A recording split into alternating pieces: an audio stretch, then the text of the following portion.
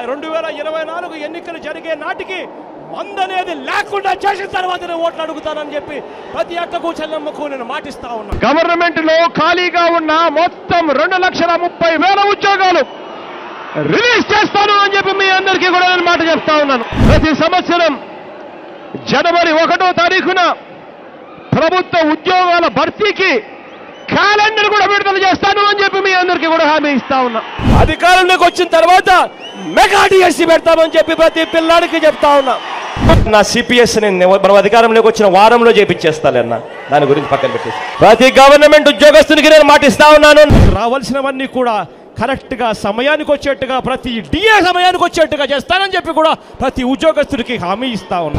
200 యూనిట్ల వరకు మీకు కరెంటు ఉచితంగా ఇస్తామని చెప్పి మీ అందరికీ కూడా చెప్తా ఉన్నా. ఒకసారి మన కరెంటు రేట్లు చూడండి, ఈ రేట్లన్నీ కూడా పూర్తిగా తగ్గించేస్తాను అని చెప్పి మీ అందరికీ కూడా హామీ ఇస్తాను. పార్టీ అధికారంలోకి వచ్చిన తర్వాత ఆ మొత్తం 3 లక్షల రూపాయలు మాఫీ చేస్తాను అని చెప్పి మీ అందరికీ కూడా హామీ ఇస్తా ఉన్నా.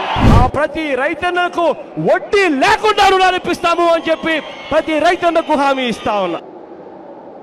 గాలి వినపడుతుంది కానీ కనపడదు. జగన్ హామీలు వినపడతాయి కానీ ఆచరణలో కనపడవు. అందుకే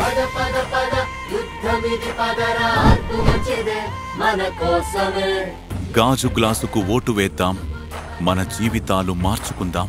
మార్పు మంచిదే.